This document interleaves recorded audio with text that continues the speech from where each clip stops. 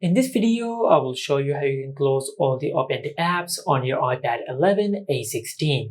Now, if you open any app on your iPad, then if you go to the home screen, while the app will be closed, but it will still run in the background.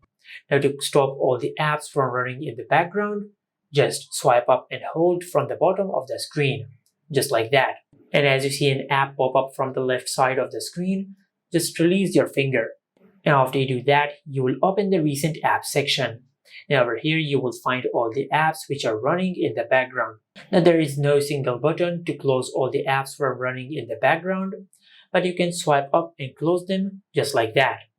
And if you want to close multiple apps at once, you can swipe using 3 fingers at once, just like that.